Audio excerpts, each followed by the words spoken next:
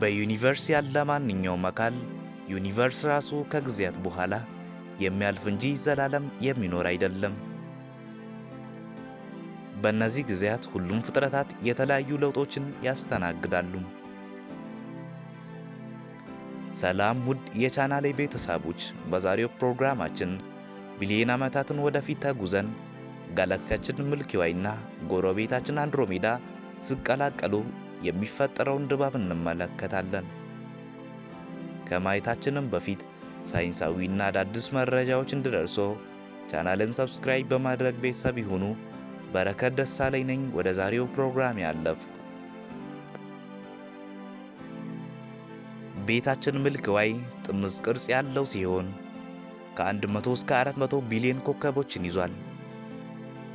ነገር ግን ጎረቤታችን አንድሮሜዳ 1 ትሪሊዮን ኮከቦችን በመያዝ ከጋላክሲያችን ሚልኪ ዌይ ይበልጣል።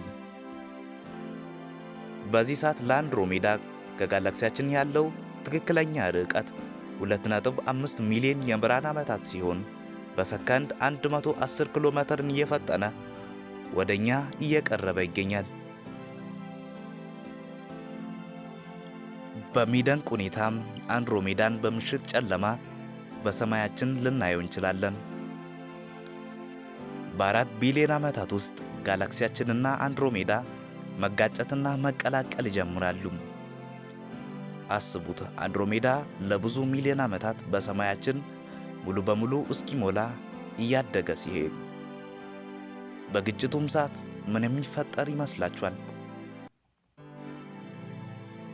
በዚህም ግጭት የሚፈጠረውም ሁለቱም ጋላክሲዎች አንድ ላይ የሚቀላቀሉ ቢሆንም ኮከቦቻቸው ግን እጅግ በጣም ርቀው ስለሚገኙ ለመቀላቀል አስቸጋሪ ይሆናሉ። የስበት ኃይልም ወይም ግራቪቲ ኮከቦችን ቀድሞ ከሚዞሩበት ኦርቢታቸው በመጎተት አዲስ ኦርቢቶችን ይሰጣቸዋል።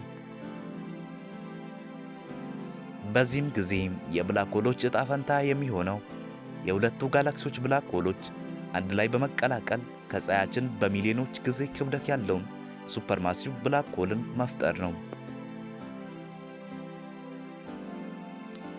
መሬታችንስ የምታርፍ ይመስላችኋል?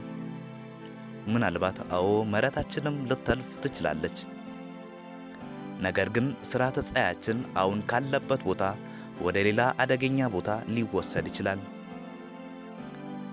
አስፈሪው ነገር የስርዓተ ፀሐያችን ዕጣ ፈንታ ወደ ጥልቁ ጋላክሲ ክፍል በመወርወር በጨለማ ብቻውን ስንሳፈፍ ማየት ነው። በጊዜው መሬታችን ምናልባት ለሕይወት ተስማሚ ላትሆን ትችላለች።